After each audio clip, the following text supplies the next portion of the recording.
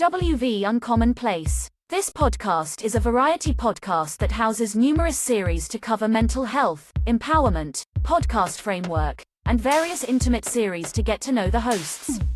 Along with occasional movies reviews and dives in pop culture with our event podcast episodes. The Uncommon Place digs into bringing guests on that stories don't fit the mold and are very different. WV stands for the great state of West Virginia, and every quarter we cover something in West Virginia. Stacy and myself, JR, are your hosts, so please come along for this venture to our Uncommon Place.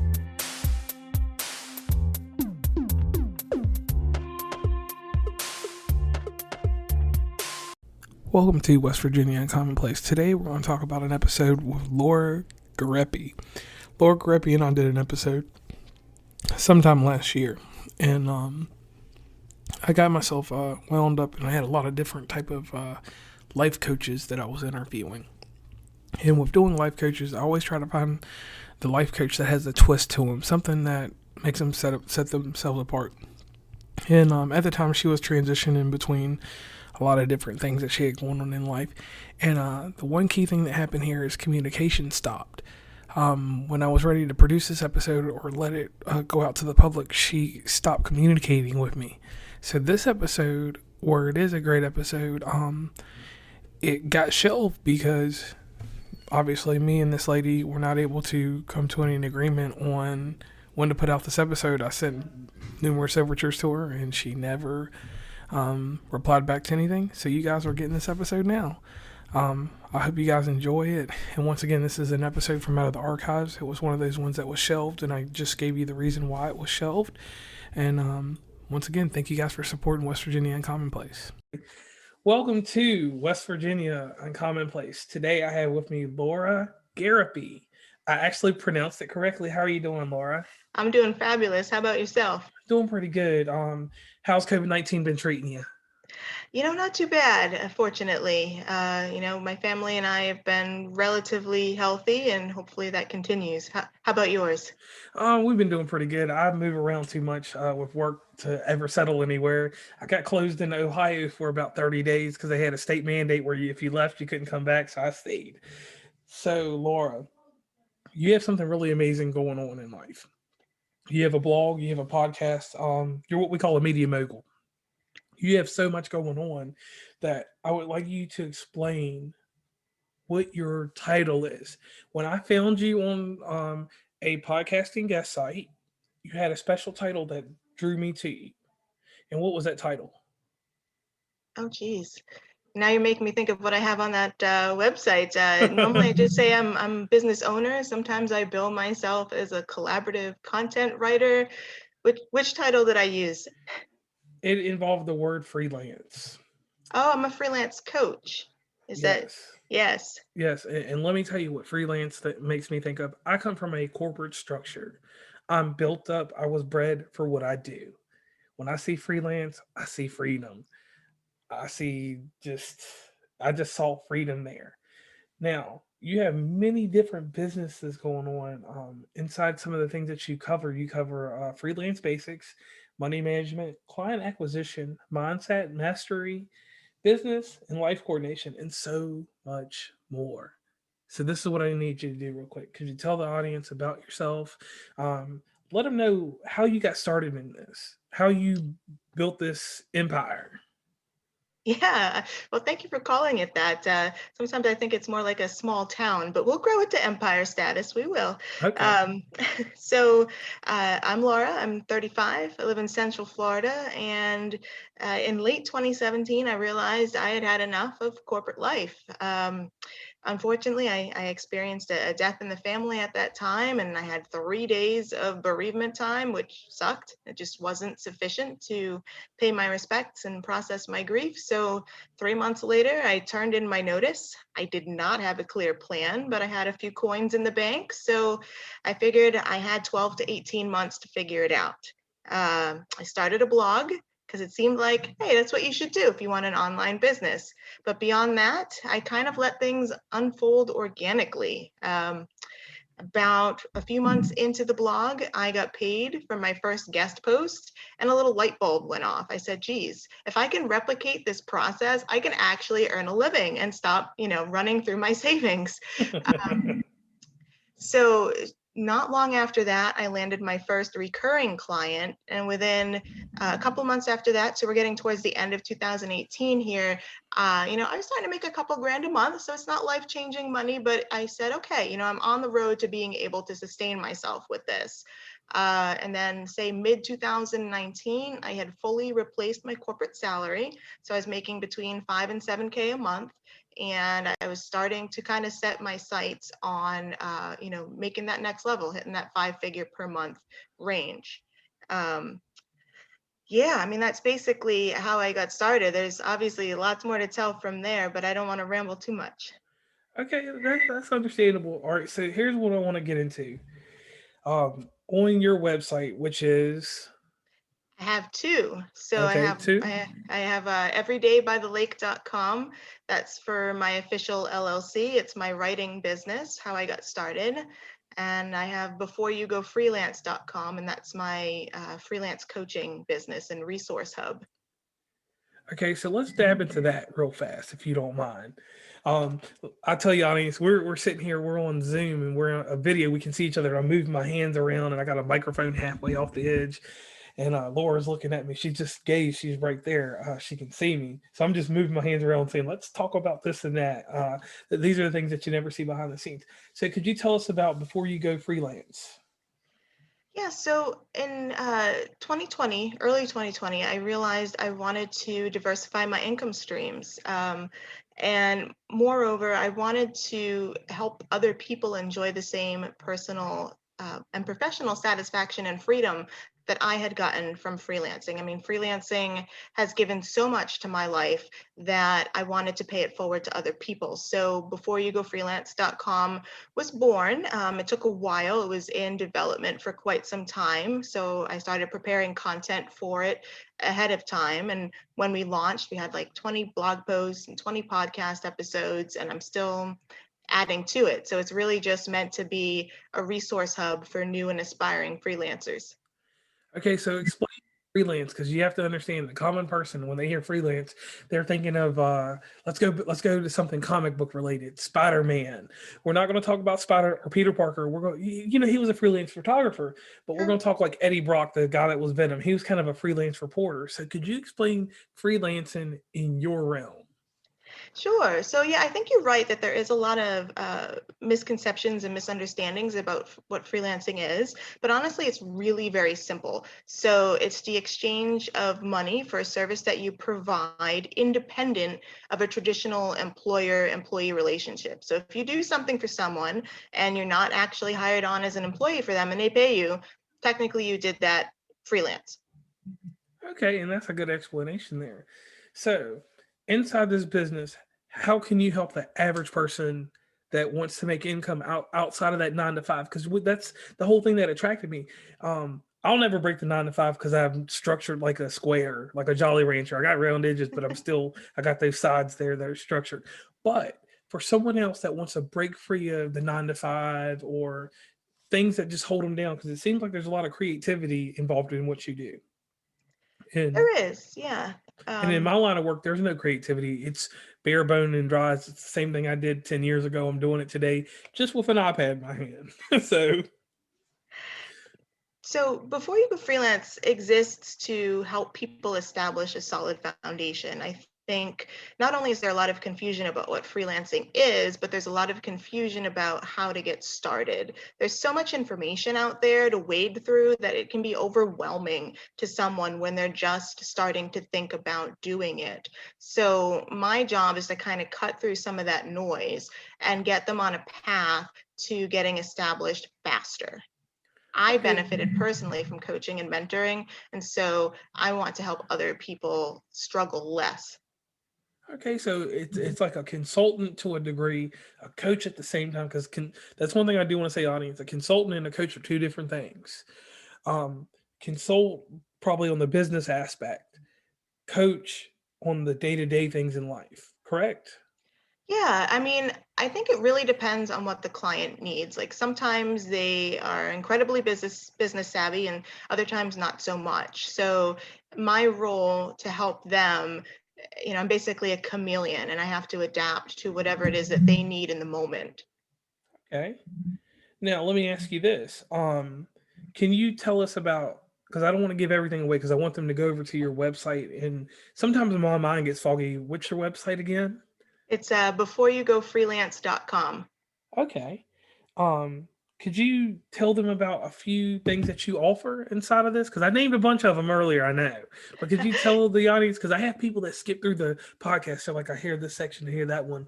Oh, it's getting juicy here. Oh, it's dying down. So, could you give them a little bit of what goes on over there?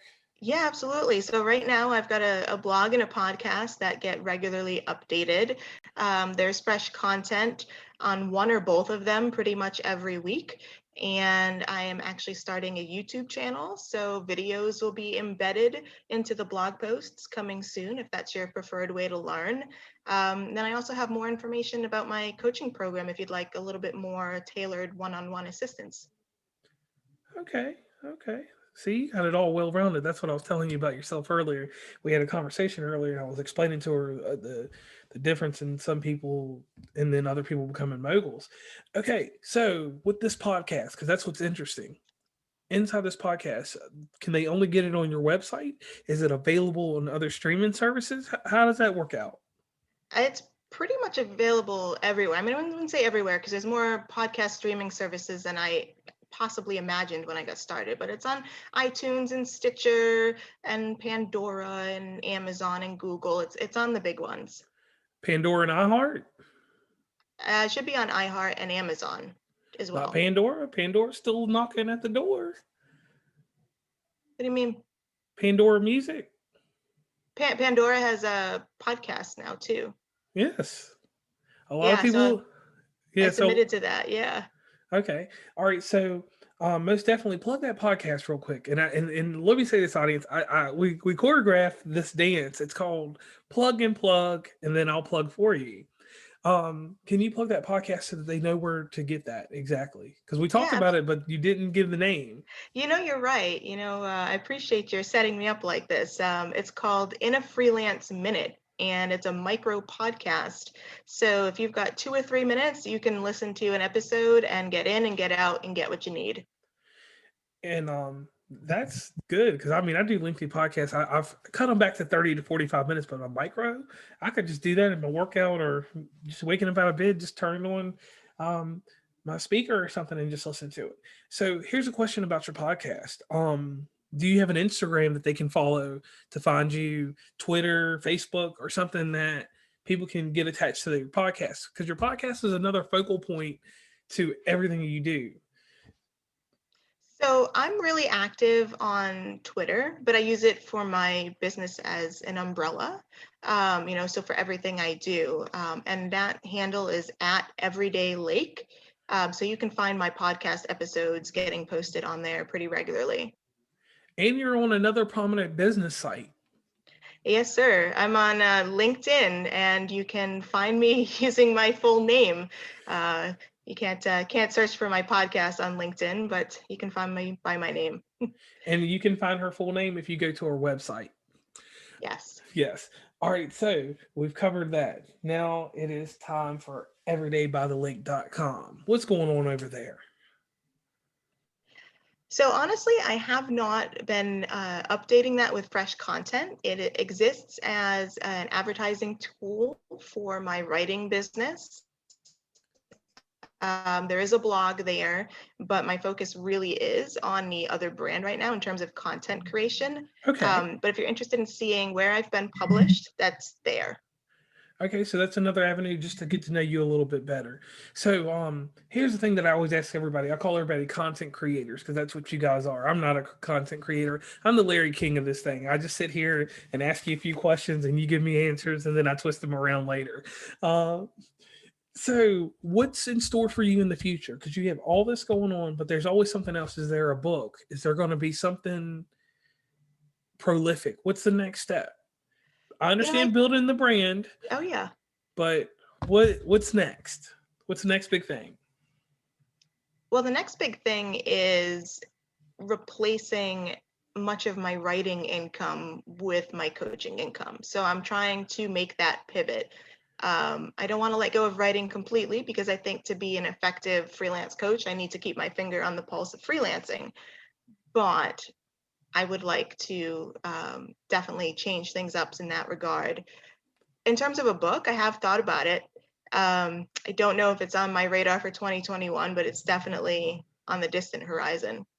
All right, because you have a great story. You gave pieces of it to us. Don't give it all away, but you can put that in a book. And we're not worried about the portion of monetizing it, but sometimes stories help people.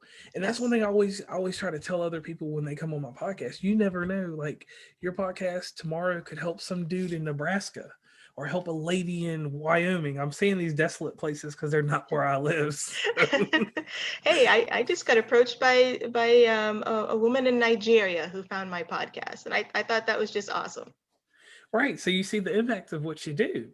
So there comes a point in this show where me and the audience have given you some time to talk about things, but it's time for you to get back to us.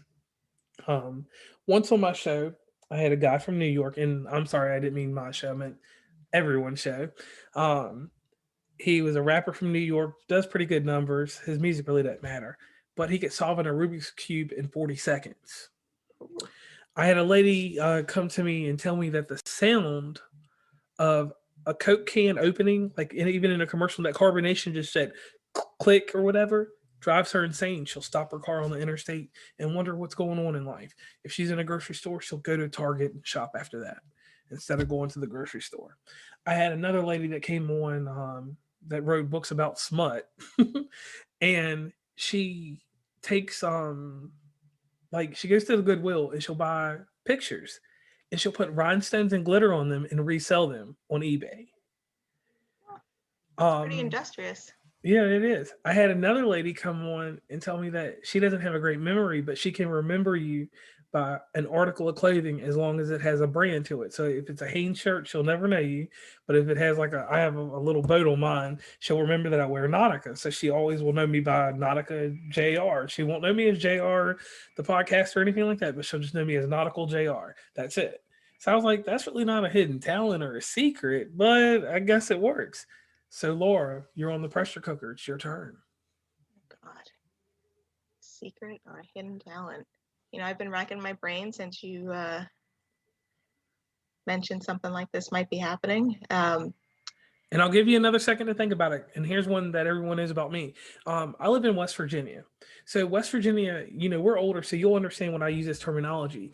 We're a state that's a Mountain Dew type state where people do extreme stuff. They climb rocks and mountains, and they drink a lot of Mountain Dew just because we're the heaviest drinkers of Mountain Dew in the world.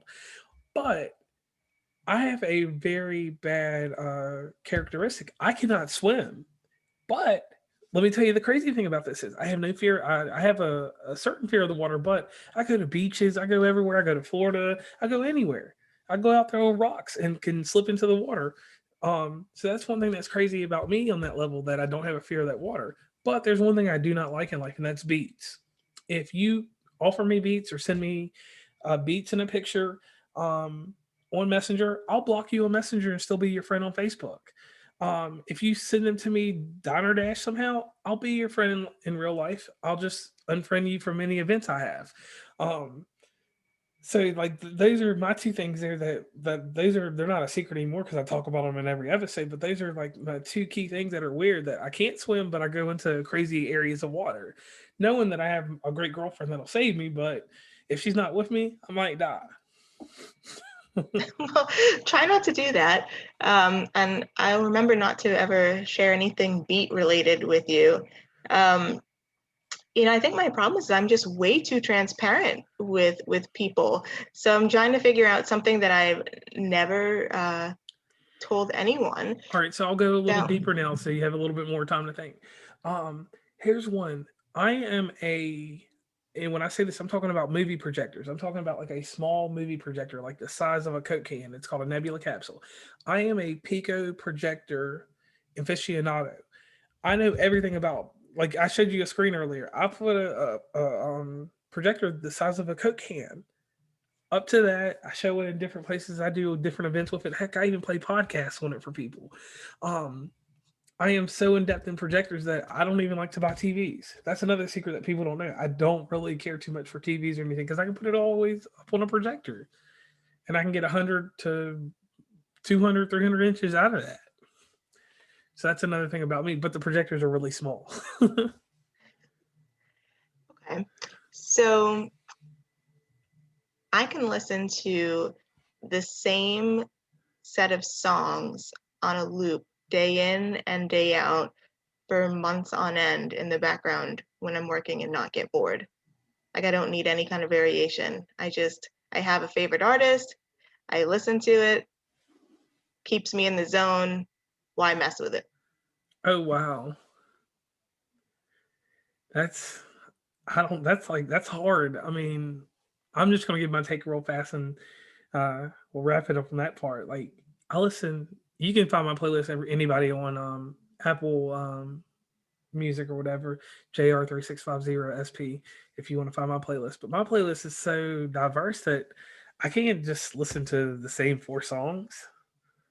Well, I mean, when I'm not working, I do have a wide musical interest. But if I need to just zone out and write an article or do something with a deep focus, I just go to YouTube, I type in the name of the artist, I go to the exact same song, I start in the exact same place on the list, and I just let it go until I'm done.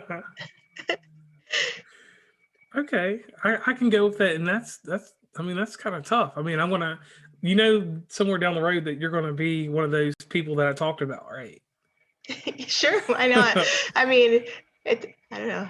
It's pretty vanilla. It's not Yeah, too controversial.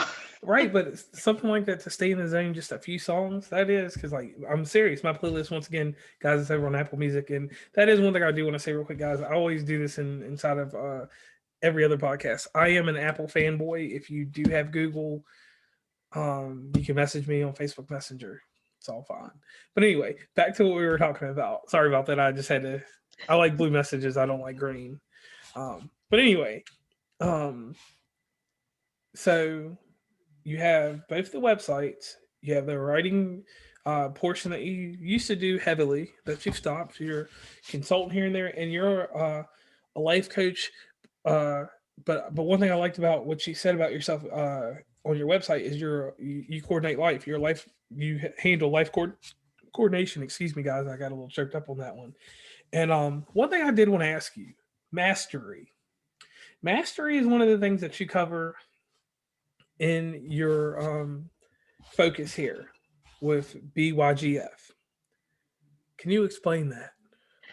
So it's mindset mastery. So Okay. it's being able to make the mental shift from employee to entrepreneur.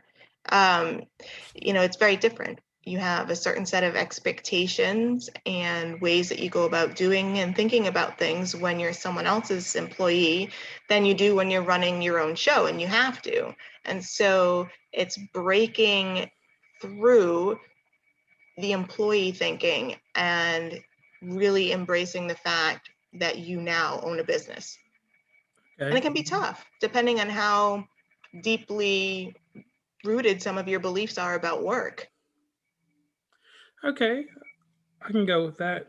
Now, Laura, we've come almost to the end of our show. So I want to ask you this question because there's a thing that goes on in our lives. We're both the same age. 1985, the greatest year to ever be born. And Super Mario, you got a birthday too, so awesome there. Um, there was a show called 2020 that used to come on TV. It still comes on, but it's not relevant to me anymore. It was a news magazine. There was Diane Sawyer, there was Barbara Walters, and there was John Stossel. John Stossel was a comedian to a degree. Diane Sawyer had some hard hitting questions, but Barbara Walters, she got down and dirty. You know, she would ask some things and get some answers that Diane Sawyer is not going to ever get in her lifetime. So here's your first one. We're going to do 2020 real fast. Here's your Diane Sawyer question. Okay. How would you have gone about everything you've done now? Like how you've gotten to where you are now? How would you have done that 10 years ago? I wouldn't have. I would not have had the financial resources to be able to just up and quit my job.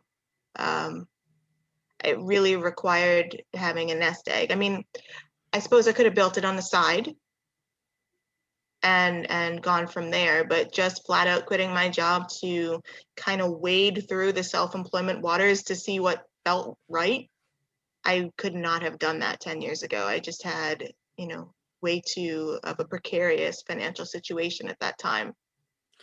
All right. And now, like I talked to you a little bit about mental awareness and stuff like that. So, here's my question for you.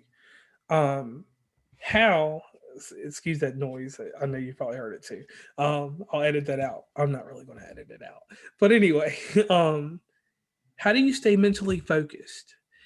And let me elaborate a little bit more because we're both, me and her, are from 1985, so we're a little bit more educated than some.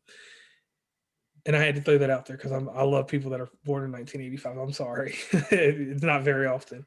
But anyway, how do you keep mental focus and how do you take downtime for yourself? Because understand that so many people, once they hear about a person like you, they want to get involved and they want to do this, but they don't understand the mental anguish you go through, the mental struggles. Because sometimes you can look in the mirror and think you want to talk to someone about something, but you just don't want to say anything because you're handling the world and that's what you do. So how do you stay mentally focused? I stay connected to why I started this to begin with. Um, Particularly with this new brand, before you go freelance is a labor of love for me. It's definitely something I want to earn a good living from, but I have a deep connection to it in that I'm really motivated to help other people. So when I know that what I'm doing isn't just for me, it definitely helps. My other brand for writing pays the bills and it needs, proper attention so I can continue to pay my bills. But, Okay. you know, it's much easier to stay focused and motivated on something that I feel so personally connected to. Okay. I like that answer. All right. Now, here goes the Barbara Walters question. Okay. Uh-oh. And this one's deep. I'm going to get into character for this one. Now, you've set your goals and you set certain ways to achieve those goals. What happens if something stops you? I reevaluate. I say, well, what is it that prevented me from achieving my goals? What's the workaround to prevent it from happening again? Was it something one-off that I couldn't control? Was it something I screwed up? Was I just not as committed as I needed to be? And whatever the answer to that line of questioning is will determine how I tackle things moving forward. Maybe it means I need to readjust my goal. Maybe I didn't hit it because I was supposed to be focused on something else. So I think it's very situational. Okay. So we'll go deeper. You break that glass ceiling. You've reached your potential to a certain degree, but then you get stagnant. How are you going to handle being stagnant for a little bit? I don't handle stagnancy well. Um, I get very itchy very fast, which is why I have so many different things going on at once, which can be a blessing and a curse. So when I feel like things are getting a little stale, I have to basically start a new venture, or else I'm not so pleasant to be around. Okay. Now we're going to get it even harder because that's you can feel the difference in the questions, right? Yeah, Okay. So you got Pepsi, you got Dr. Pepper, you got Coca Cola. It's a term that goes with all three of those. It's called relevancy. How are you going to be relevant next year? Because here's the deal: so many people broadcast and bring themselves to the echelon or to the top of the mountain, okay? And they get to a certain place. You said that you can beat being stagnant, but how do you keep yourself relevant next year, the year after that, the next president? How do you keep yourself relevant? I think it's twofold. I think there needs to be consistency there because life moves in a minute, the internet moves in a blink. So if you're not always there, contributing, being visible, you're going to be forgotten. You're going to lose relevancy. And the other aspect is just keeping your finger on the pulse. And that's why I would never completely give up freelancing, even if, and even when, no ifs, my coaching business really takes off, because I need to be able to understand what my clients are going through so that I can give them relevant guidance. Okay, I like that one. That was real strong. Now, here comes the hardest part. All right, you've made it to the top. You're out in let's see, what's my favorite beach?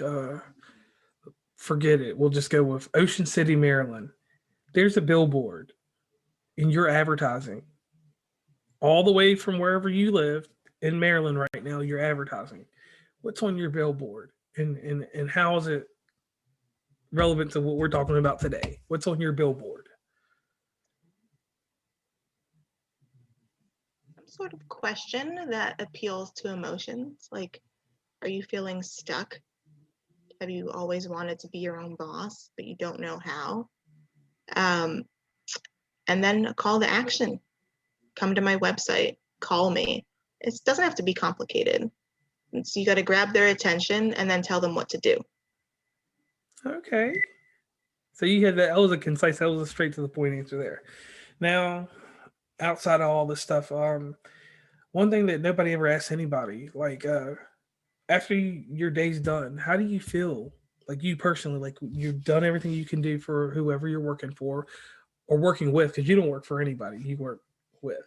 All right, so you're working with all these people, and at the end of the day, like, how do you feel? Like we're talking in a case scenario like this. We know you're gonna have good or bad days. Let's go with the good day first. How do you feel at the end of the day? Fulfilled, but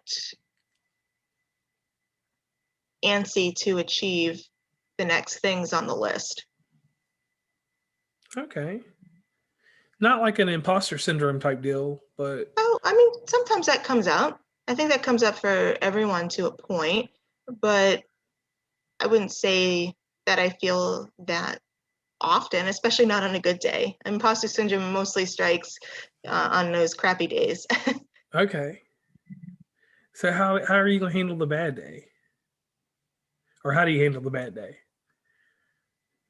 I chalk it up to life, and I know that it's fleeting, and I know that I have a community of other freelancers and entrepreneurs around me that can commiserate. So if it gets real bad, I can tap into that and, you know, find some rejuvenation from hanging out with like-minded folks. Okay, that makes sense. Stay with the people that keep you in a good comfort zone, right? For sure. Okay, I can wholeheartedly agree with that. That right there sounds like the best thing. All right, so Barbara Walters always ends on a good note at the very end of her conversation with anyone. So the last thing here is you're providing and telling a story for the future. What do you tell to the future Laura? Where do you tell her not to go, and where do you tell her to go, or where do you tell the next male Lauren? Because you're Laura, but I said Lauren, just for that, just to be a little joke. What do you tell him or her? How do you tell them to take the right steps and not take the wrong steps? I understand we have to have a makeup of where we do need to have mistakes so that we learn from them. Every mistake's a lesson learned. But how do you tell them to make the right decisions? Because here's the thing: you're like I said, this empire. You're building something, and you have built something. What is there? Was there? Could there have been a way 10 years ago that you could have done it different? Oh, sure. I mean, if I were starting all over, um, or even if I were attempting to build this, when I was in my 20s, it would be to start networking ahead of time. Um, businesses are about people, they're built for people, they're built by people. None of us are in isolation. We all depend on each other for success. And so the earlier that you build up that network, whether they're going to be your customers or suppliers or just supporters, the sooner you'll be successful. Okay. And that right there, that takes a cake. I mean, that's the end of that 2020 portion. You see how those levels went up and down. Oh, yeah, And I've definitely felt, you know, tense. Especially yeah, when you said you were going to grill me. I was really bracing myself there for a yeah. minute. It's never anything too hardcore, but it's those key things there that people, like when you're out here living and you have a plan and a dream, people have so many ways of doing things that sometimes they don't focus on, like, that potential, the glass ceiling and different portions.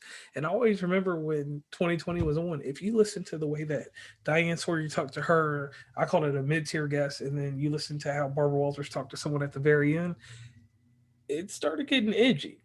So, Laura, who in your life has contributed to everything that's happened with you? Like, who has helped you? Who would you like to give a shout out to? Um, while he's no longer with us, I credit everything to my father. Okay. He owned a business when I was a kid, and I used to go with him on weekends. And while he did spend his final years working for someone else, he always had that entrepreneurial mindset kind of brewing. And he was my biggest cheerleader. And it was nice to have someone so close to me that got it, Okay. major inspiration. Okay. So, Laura, once again, can you tell us about both your websites?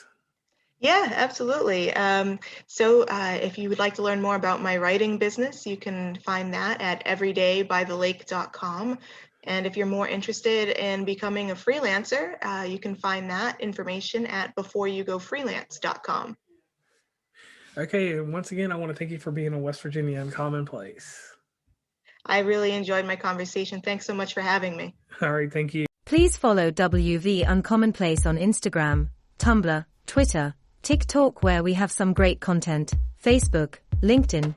Hit up the merch store at onecommonplace.square.site. Join the email list from the website, and rate, subscribe, and give feedback from your favorite podcatcher. And lastly, thanks for listening, and tune into the next episode.